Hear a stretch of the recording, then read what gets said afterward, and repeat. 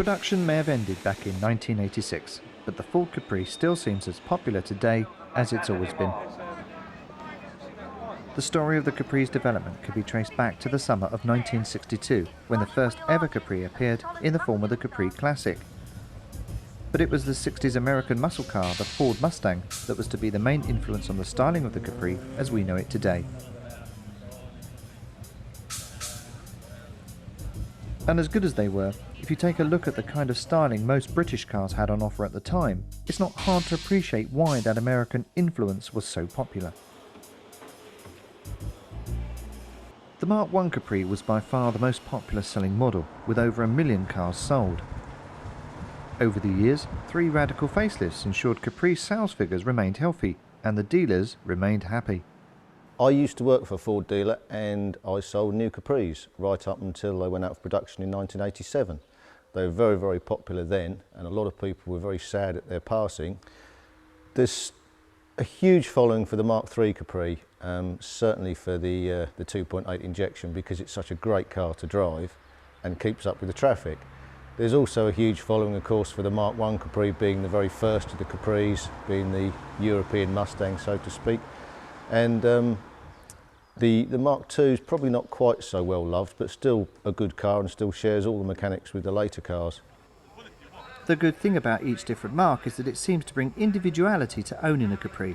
This seems to be at the heart of why many people own one today. Each mark seems to represent an era that owners can associate with. The Mark I for the late 60s and early 70s, a Mark II for the middle to late 70s, and the Mark III for the 80s. Yeah, I like the Mark I because the shape, the way the bumpers and the body line all come together lovely. When it's parked up, it draws the eyes. Everyone just loves the shape of the car. It's always, as it says, it's always the car that I've promised myself, so that's why I like it. When you get on the motorway and you've got all those plastic body cars around you, it just sticks out, and it shows an era of carefree driving. The Mark I's have always been very popular, yeah. Sporting wise, and with the RS's as well, they always tend to sort of draw people's attentions to them, yeah. It's the era it represents, which is just basically the 70s. And the 70s has always been an era of, like, there was a, you know, it's the hair, the styles, the clothes, and then people go back to the cars and think about what their dads had driven, you know, when you was growing up. And to me, it's always been like the Capri. And then I think now that everyone's going back to that and buying them and taking their children out in it, and it's good. It's getting everyone back out there. This car is very special. It's a 1300 GT, and it was also a Ford's promotional car, which they sent abroad to do the promotion work. When it returned to the plant, it should have been crushed, but no one knows why it wasn't. People went for a 1300 Capri because it was affordable. They had all the style, all the character of every other model, all the bigger engine models, but they had the economy of the 1300 engine, and they also had cheaper insurance on the Capri.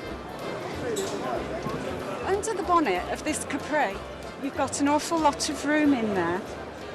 It's not such a big engine, but it does the job. It was a good family car. It provided everything a family would need to get about. You know, you've got to remember this is back in the 70s, and cars didn't do the speeds that they do now. They didn't have the performance that they've got now. So in those days, it wouldn't have been that bad. Capris are getting very rare in a good condition. These early ones are getting very rare. You've only got to see people admiring these cars at the show.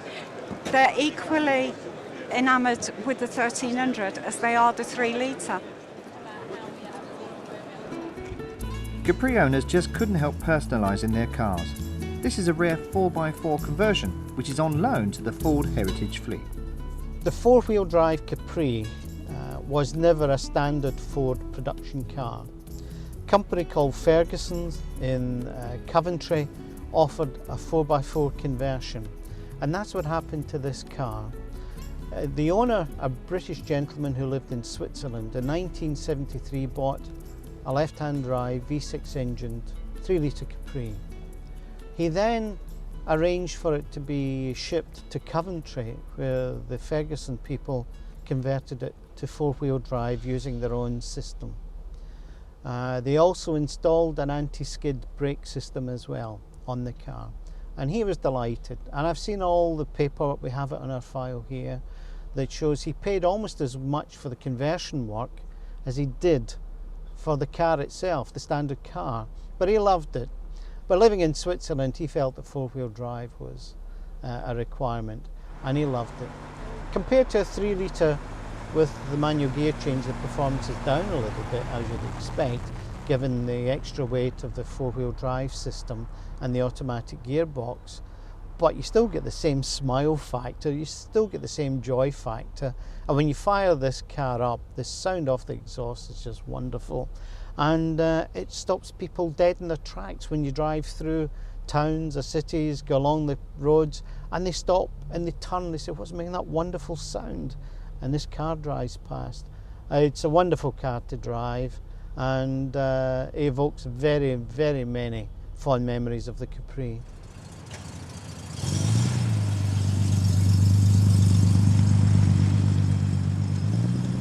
In the early 70s, it was time to introduce a facelift model of the Capri. This came by way of the Mark I 3000 GT model, in which we saw the introduction for the first time of that dashboard that was to stay with the car until its end in 1986. But it was yet another low production volume variant that finally gave the Capri some real street cred. The renowned RS 3100, based on the Mark I 3000 GT facelift model. Now the basic ideas of that, plus a rear wing and the basis for a Cosworth version of the V6 engine, the British V6 engine, came with the RS 3100. But that arrived in the middle of the fuel crisis, just as BMW CSL did. Both of them, in a British context, were forced to discount sales. Today, of course, they're very valuable collector's pieces. When the RS 31 came out, it was for racing. And there was 248 of these built, of which 100 were sent abroad straight away, and they were built to race in the touring cars against the Porsche 911s and the BMWs, and it was a very, very successful racing car. The 3100 is the car I've always wanted. This particular one behind us I restored 10 years ago, and I said to the owner at the time that I wanted his car. 10 years later I did actually get it. We struck a deal. The car's mine and will never ever be sold. This is mine till the day I die. But no sooner had the ultimate road-going production Capri arrived, it was time to say goodbye to big-engine Capris. The fuel crisis of the mid-70s forced Ford to re-examine the sports image of the Capri. And so, in 1974, it was time to introduce the Mark II Capri, complete with rear hatch. But one Capri owner was determined to get his hands on one of the last Mark I muscle Capris before production ended. I heard that they were going to stop the Mark I's and bring in the Mark II hatchback, so I immediately ordered the 3-litre, which is the one I wanted anyway. It was actually built in England, and it was actually delivered as Mark I 3-litre GT, but they had to turn it into an export model, and to do that, they had to change the rear suspension and the back axle to heavy duty for the German market with the twin lights. Because they were already in production or going to go into production with the Mark IIs, they also have the same dashboard interior. So they put them into the last of the Mark I's. At the end of 18 years, obviously the bust in the chassis all started to fall apart. So my decision in '89 was, do I actually scrap it or do I actually do something with this car? So I put it away in a garage for another year, and then I decided I was going to do a total nut and bolt restoration on it. It was just one of the best cars I think Ford ever built. When I actually first saw the car, when it was launched in Hamburg, as the saying goes, I promised myself I would have one of these Capris. At the time, I had 2 young children. It was a good sports family saloon. I just fell in love with it, and I kept it ever since. I should keep it forever. When I go, it'll go down to my son, and I hope he'll keep showing it and because we actually need to keep it alive. We need to keep the legend alive. As well as the introduction of the rear hatch, the Mark II Capri also had a new, softer, less aggressive look. That new updated dash was standard and complemented a fresh new interior across the range. Now most members of the family from grand to grandson would not look out of place driving a Capri. It was more likely to be seen loaded with shopping at the supermarket than caught speeding up and down the motorway.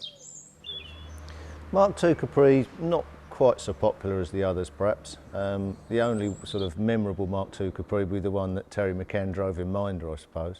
The Mark II hasn't got quite the same sort of aggressive look as the Mark III and not quite the same sort of classic looks as the Mark Is, and therefore they're not quite so desirable as some of the others. I like the Mark III Capri because the way it handles completely different to a modern car. Rear wheel drive. Most modern cars are front wheel drive. I enjoy the looks it gets from people when it passes, and it's just a car from the 70s and 80s, and the 70s and 80s were my period, and I just enjoyed that period. Individual people like individual marks of Capri because it reflects the times that they remember best. So if you're a 70s person, it's a Mark I, if you're late 70s, it's a Mark II, and if it's 80s, it's a Mark III. Despite its initial popularity and loyal following, by the mid-80s the Mark III Capri was a dated design in desperate need of a lifeline, as sales were dwindling. That lifeline came by way of Ford UK's loyal Capri management, and thanks to them, the Capri had an extended life long after production should have ended. The Capri was the one car that probably had romance about it. You've got to appreciate working inside Ford, it's a job, it's as simple as that. And I think it's fair to say that the body engineering department always had a slightly romantic view of the Capri. It is the one car, particularly the Mark I Capri, that they always refer back to as the one they all quite enjoyed doing. It's fair to say that the Capri really lived a lot longer than people almost wanted it to, but on the other hand, people really did want it to live on. And inside a company like Ford, the Capri's extension of life by 5 years is unique. I mean, it really does not happen, it's as simple as that. And that's because there really was the will there to keep the car going. At Ford's Research and Development Centre in Dunton, Essex, a brand new team was given the task of engineering the 2.8 injection Capri. And while some manufacturers could take years to develop their production cars, Ford's Special Vehicle Engineering, or SVE, developed the injection Capri within just a year. There's no doubt that the Capri did need something injecting into it, some additional life injecting into it in the late 70s to keep it going into the 80s. And that is why the creation of the Special Vehicle Engineering Department here at Ford was so crucial. And under the chairmanship of Rod Mansfield, the Capri became the first project. The 3-litre V6 engine, which had been around before that time, was reaching the end of its natural life. In any Ford product, it seemed not very sensible to keep it going just for one product line. And there was this Cologne 2.8 V6, which was available in the Granada, for example. So transplanting that into the car and actually paying some attention to the handling of the car and turning it into what became the 2.8 injection, I think was responsible for keeping the Capri alive till 1987. If we hadn't made that move and created the 2.8 injection, we would not have seen the Capri survive until 1987, it's very clear. We were told to do something on the Capri.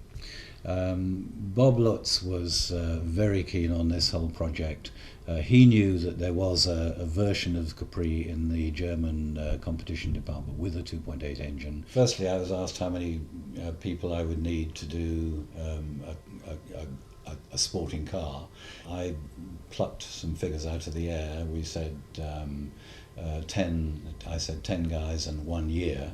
And sure enough, this was in February 1980. And in early January 1981, the first of the Capri injections went down the line. We had to work within the sort of Ford envelope, so where we had to lower the car. It still had to carry 5 passengers. I had to take on the homologation of the vehicle and obviously the electrical systems of the vehicle. One of the advantages we had in SVE was that with such a small group, when I say the electrical system, that meant everything to do with the electrical system, which was the new loom, the lighting, anything to start as the alternator, so I had control over the whole piece. With the homologation again, obviously, as Rod has said, the whole vehicle had to meet all of the type approvals for all the necessary countries, and we had to go through exactly the same way all of those tests as would any normal Ford car. I mean, Capri wasn't meant to go at 130 miles an hour, which it did. 210 kilometres an hour. And we had the wipers lifting off the glass at higher speed. We spent many a time up and down the M11 with the natural British rain, actually trying to get the right speed, and with different sets of wiper blades being stopped underneath the bridge, changing wiper blades to get one that didn't lift off. We tried a number of different versions. We had aerofoils, we have different length slots, some holes, some slots, but it was actually developed on the M11 by me. What other way is there? That is the ultimate thing you're trying to cure, is wipers lifting at that speed. If you can't do it, if you could do it with some theoretical design in a wind tunnel, why bother going that way instead of doing it directly in the way? And that, frankly, is the way that SVE operated. We saw the problem, we went straight for it. If the job needed doing, you had to do it yourself. We weren't relying on a whole team of 20 or 30 or 40 people around us. We had mainstream to rely on for technical concerns if we needed them and their experience. But as a small group of people, when you're responsible for a whole system, you knew if that piece didn't get released, there was only one person to blame, and you were looking at him. So that's something that we had to get very used to very quickly, and that's how it worked. We were a small group of people, interacted well in a single office, and that's how the products went out the door quickly. As soon as the Capri injection program produced 7,000 cars in the first year instead of 2,500, which was the planned volume, suddenly the controllers realised they could probably make some money out of this department. And from there on in, they would come to me and say, look, we've got this program coming up. How many people would you need to do this, and how long would it take you? We would invariably quote 12 months, 18 months, and 10 guys or 12 guys or 5 guys, whatever it was. Mainstream would be talking of hundreds of people in perhaps the engine department. Oh, SVE played a critical part in keeping the Capri so high up the desirability charts and all the people who wanted to buy it. It was just a remarkable transformation with the 2.8 V6 engine coming in, the way they engineered the car with the 5-speed gearbox. All of a sudden it just had a huge I want one factor applied to it. In production terms, we had this direct racing link, which came with the Capri 2.8i in the third generation of Capri. And that was the biggest benefit of all, because you had the fuel-injected engine, slightly larger capacity, you had it all in one package, good interior and all the rest of it. But that did not have any particular racing link. It was for the public, and it sold very strongly, particularly to the British public, and it became the basis of the final edition Capri. The two laser cars, the 1.6 and the 2 litre, were actually developed simultaneously as part of the Capri Injection Special program. And the idea was basically to upgrade those cars as the run-out cars for the rest of Europe, as the 2 regular cars for production for Britain. So the original spec for the laser cars was to incorporate, quote-unquote, Capri injection technology into existing 4-cylinder vehicles. So if you look at the suspension on the 2 laser cars, they actually have Capri injection rear suspension, and they, in terms of the single leaf springs, and they had different spring and damper rates fitted. And if you drive those 2 cars, you'll find that they do drive actually quite a lot like a Capri injection.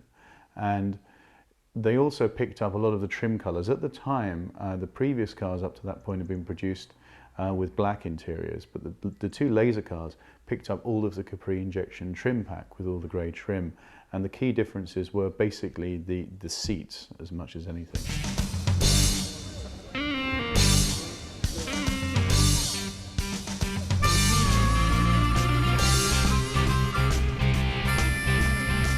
Well, the Injection Special is quite an interesting car because it was really using Tickford for its leather trim. And one of the things one has to remember is leather trim, although it's common today, in those days was really something that would only be fitted to a Jaguar or an Aston Martin. And Ford realised that you can change trim, obviously, fairly easily. There's no tooling cost. You substitute leather for cloth, it's as simple as that. And because the Tickford was in the marketplace, the people in marketing realised that it would be fairly cost effective to leather trim the steering wheel on the car, and it would be fairly easy to leather trim the seats.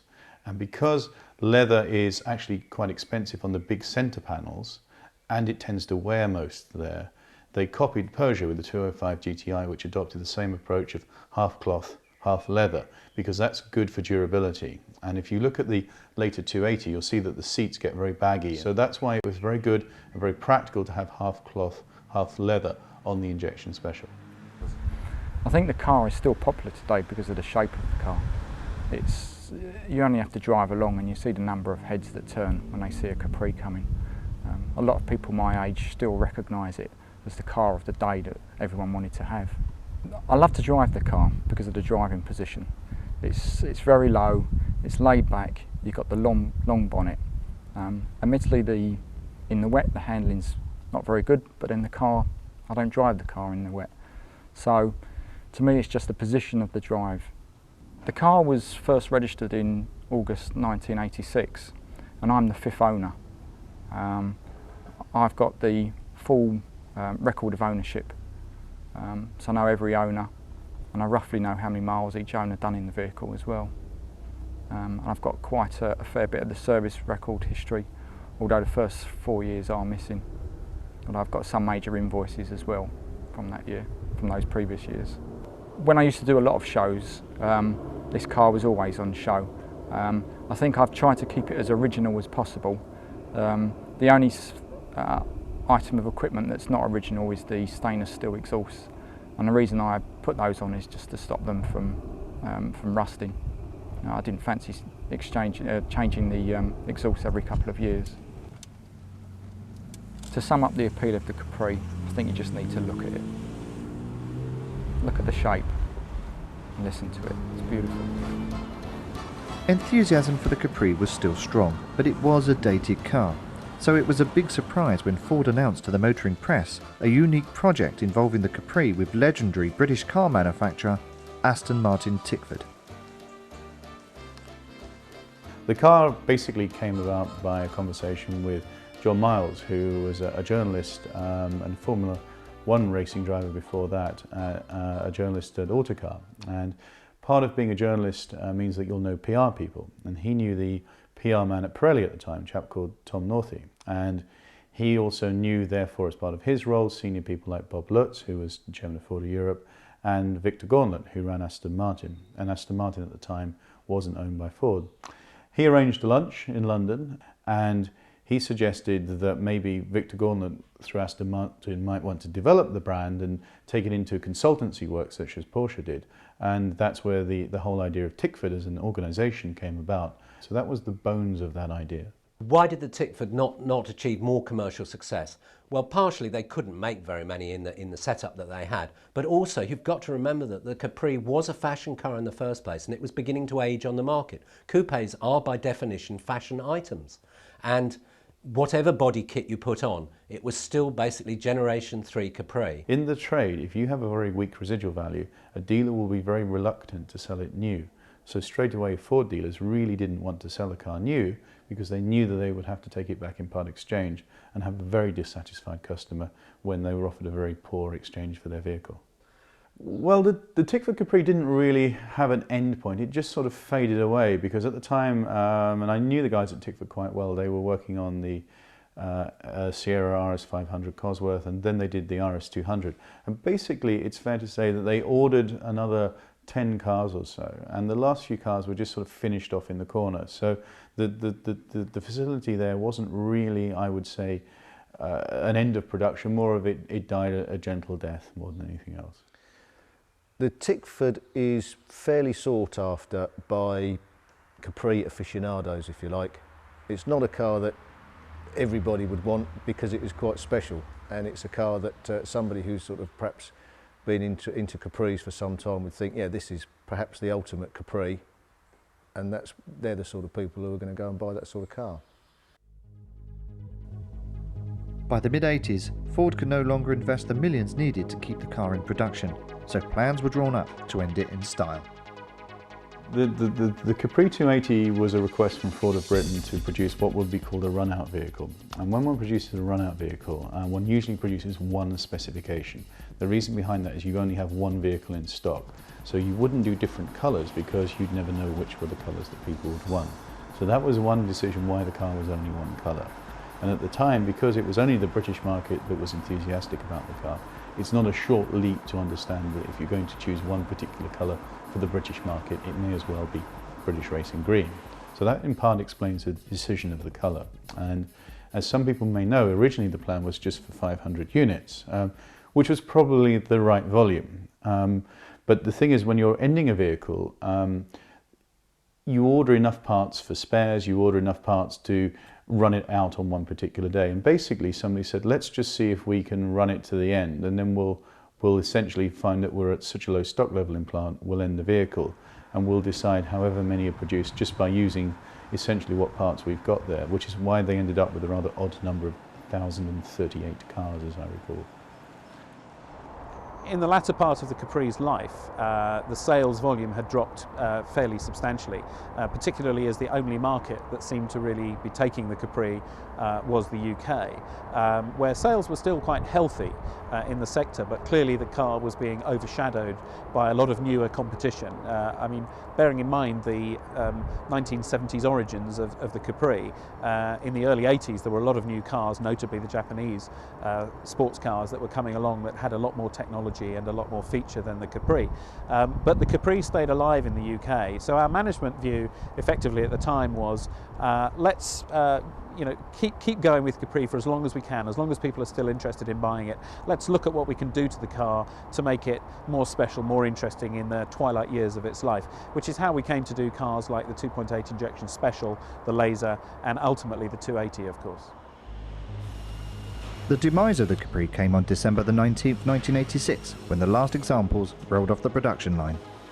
This was a fairly unusual event, even in the 20-odd years that I've been with Ford, to actually take a plane load of journalists on a private plane out to Cologne, all British journalists, out to the Cologne plant, and to bring off the last Capri ceremonially for the magazines and the journalists that we took. My memories of that particular trip are that the German employees in the Ford plant were a little mystified as to why we would want to make such a celebration of this. As far as they were concerned, the complexity of building the Capri on the same line as the then Scorpio was, frankly a pain, because, they had this ancient car coming down the line, followed by this brand new Scorpio at the time that had, all the anti-lock braking, all the electronic windows, and here was a Capri with wind-up windows and, no central locking, no electronics as such.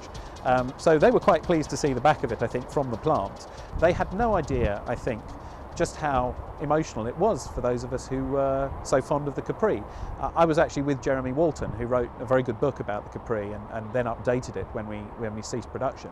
And as we were travelling back to the Ford office on a little electronic buggy, having done the end of the line ceremony, Jeremy spotted in the distance another Capri body shell still on the line that was still being worked on, and he just leapt off this moving train and ran over to this Capri to check the body chassis number, because of course the ongoing argument about was the car that we took off the end of the line really the last Capri. I can guarantee that numerically it was the last, but of course one doesn't always bring vehicles off in the numerical order that they're created in the first place. And the other body shell that he saw was actually still on the line for some remedial work. But effectively, the car we bought off the line was the last. We celebrated, we commiserated, and we all came home very happy. It was a very unusual event, and I'm very pleased to have been there. All I remember of the day was going down to the usual Cologne factory corner and seeing these workers with a very high sense of pride, and a lot of them, pushing through the final Capris. But all over the place there were bodies and bits, and it really was very hard to tell which was going to be the last car, because there were obviously more bits and more bodies left for after the ceremony. It was sad in a way, but it was a great celebration of a great car. And we knew it wasn't the end, because as long as there's even just one Capri enthusiast club, far less all the Capri enthusiast clubs there are, Capri will live for a long, long time. I think it's fair to say that from a design perspective, Ford were pleased with the product. I think we all quite liked the 280, but it didn't sell. It's as simple as that. The 280 represented poor value over the regular car. As I recall, and I could be wrong, it was something like £2,000 more expensive. And for £2,000, essentially, you got a colour, which not everybody liked, You got full leather trim, which again, not everybody liked on a car that doesn't have air conditioning, and you got 15-inch wheels, which not everybody liked if those have driven the cars on both types of wheels. So Capri enthusiasts by then were experienced and knowledgeable and understood the cars. So a lot of people still preferred the regular cars because they were actually heavily discounted. So the price gap was not £2,000 necessarily, what we would call the sticker price, but even more because there was more incentive on things like a Rosso Red injection special. And if you could get a Rosso Red injection special for £3,500 less than the Capri 280, an awful lot of people actually preferred the regular car. So in the end, the Capri 280s actually didn't sell terribly well. Ford had priced it quite highly, and in the end, they're very good marketeers there. They learnt to package as many things as possible to shift the last examples of the breed. And they succeeded in doing that, but it did take a very long time. With Capri sitting unsold in Ford showrooms, there was still some for sale nearly a year after production had ended. This led to lots of them being registered on an E-plate instead of the 1987 D-plate, as they lingered well past the August 1st registration change. But for Capri fans, buying an E-plated example added to the kudos of owning one of the last registered new Capris. In fact, some enthusiasts were keen to keep Capris new as long as possible by storing them unregistered. Around 5 were registered on an F registration. Some Capris lingered in the showrooms even longer. This example was registered brand new on a G registration in 1989. Enthusiasts loved the Capri and were determined to keep it alive for as long as they could. The Capri 280, of course, is very special, not just because of its unique colour and the unique interior and the unique wheels. The fact that there were only 1,038 of them built, and of that I see various estimates, but there are estimates around 500 or so survive. And of course most of those have had, probably quite a hard life since 1987. Inside Ford, of course, we retained the last car, D194 UVW, which is currently in the Heritage Museum at Gaydon. The Heritage Motor Centre has a collection of about 260 cars, all from the British motor industry. Originally the British Leyland collection, but in the last 2 or 3 years we've branched out, so we're trying to represent every mark that the country has produced. Well, we're sitting in the very last Ford Capri, which is part of Ford Heritage's collection, and we're lucky enough that they have lent 15 of their cars for us to show in the museum, representing their history. Obviously we do lots of different types of events and exhibitions and things, so they only do a few miles every year, but it's a working car. It goes and it's kept in that fashion. So while the very last Capri might be kept under close supervision, the same can't be said for the everyday Capri 280. In fact, the car seemed to suffer the most at the hands of thieves. But it wasn't just the crooks that were taking their toll on the car. They were a car designed to be driven. And they were. So a good alarm system and regular maintenance will help ensure your Capri remains where it should, out on the road. Many classic car enthusiasts will tell you it's the love and passion for their vehicle, which often means getting their hands dirty. At the end of the day, it's a simple car to work on. It's a nice retro car. I'm not really a modern day man. And I get satisfaction out of working on a car, knowing how things are pulled apart, how they're put back together and how they run. And the Capri as it is gives me that enjoyment. And plus, I enjoy the equivalent of the European Mustang sort of look as well. It's nice to drive a car, not to just turn the car on and just cruise off. It's nice to feel you through the gears. It's nice to think, to plan ahead, just enjoy a feeling of an old retro car, and that's the feeling I get. I enjoy working on it. It gives me personal satisfaction, So it's actually nice to work on a car and see what lies underneath. I think it's just a sense of achievement. But at the end of the day, you get what you pay for. If you're prepared to spend, then the enjoyment at the end of the day, when it all comes together and you roll it out on a nice day and you get the looks and the people, the older guys come up to you and say, oh, that's a really nice car. And that's a sense of achievement, fulfillment. Someone's actually giving you a good compliment on your car and you think, yeah, that's just made my day. Just someone to say, yeah, that's a lovely car. That's good enough for me. But maintenance on your car isn't just mechanical. The bodywork needs just as much attention. Rust is one of the biggest killers of most cars, and the Capri is no exception. So you need to take precautionary measures to look after your car. Failing to do so could signal the end of your vehicle or huge repair costs to put it right. Interest for the Capri is still as strong as ever, and thanks to the internet, finding the right Capri nowadays can be a whole lot easier, providing you are prepared to travel. Okay, trying to find a Capri to buy today, especially a Capri 280, is a bit like trying to find that rocking horse stuff, you know, that's hard to come by. So I found one, which is in Wiltshire, and I'm going to head off to find this 280. Now apparently it's a 1988 E-Reg. There's 2 or 3 of the Capris that just can't get enough of. In terms of the Mark 1s, it's the 3 litre versions like the 3000Es, 3000 GXLs, 3000 GTs. And really the Mark 2s and 3s, the 3 litre S is the one to have. The John Player special version that he did in black is very, very desirable. If you're looking to buy a Capri, be prepared to do a bit of travelling to find the right car, and make sure you know what to look out for before you part with any cash. Generally the car's appearance is very good, lots of service history. Several things to look out for. One of them is make sure it's always got the black leather steering wheel and a black leather gear knob. Clock showing 47,000 miles, and another good sign. That's the original radio. It's spin sprayed. Don't forget, we would check the chassis number. One thing I have noticed, this has got a black parcel shove. It should be grey. That's for the spare. It's an original 280 wheel. All looks pretty sound in the back, an original.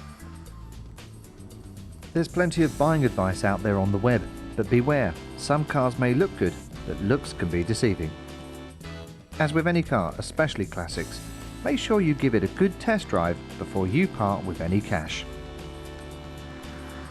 The asking price for this car is $5,995, which isn't bad considering it's, 18 years old, and they're only, in the end, these were going for 10 grand new. So that's not a great deal of depreciation over the years, is it?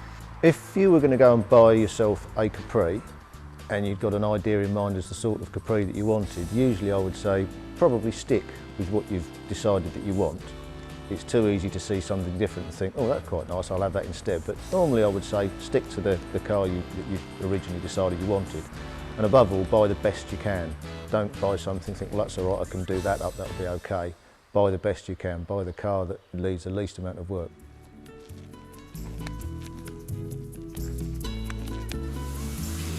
But once you've found your pride and joy, try not to get too carried away with the amount of time you devote to it. Your partner might not appreciate it very much. In fact, one Capri owner has gone out of his way to make sure no one comes between him and his car. This is not the sort of job you can do a rolling road thing on a Friday night and get it ready for Monday morning to go to work. This is a long-term job, and I've had my relationships before where my partner has clashed because of the amount I spend on this thing. So at the end of the day, my personal choice is not to have a partner, to spend all my undivided attention on this. There's a time and a place for a relationship. At this moment in time, I'm not really interested. Over the years, there have been several attempts by Ford to get back into the sports coupe market. But will there ever be a brand new full Capri back on our roads? If they do bring out a new Capri, I don't think it's going to be the same as the older ones. Ford have tried it several times with the Probe and the Cougar, and so far the expectations haven't been there. I think there is a market for an affordable Ford coupe. If it had an extended life due to SVE and the interest from it, and I think it should be, it was dead and buried some time ago now, and I think it should stay there. I suppose it's conceivable a retro version might come along, but that wouldn't be a Capri in my terms. I think if Ford brought out another style of car to match the Capri, I don't think it would be a success. I don't think people are as nostalgic about cars. Youngsters nowadays are as nostalgic about cars as some of the older generation. BMW has certainly done a retro car with the Mini, and it's produced something that's fine and wonderful. But with the best will in the world, it's sold by BMW, and it is a Mini which has a very special place in people's hearts. That's a long time ago, that's back to the romantic era of the 60s.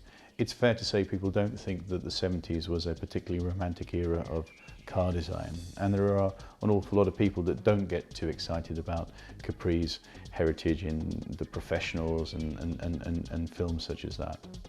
I think everyone in Capri's is saying, oh, we've got another Ford drive for the Capri. Is it really going to be another Capri? My feeling is it isn't. It's had its day, it was great when it was there, but I think things have moved on. It's an old school car from the olden days where those were the good times. I know those good times are gone. That particular decade is gone, or decades have gone.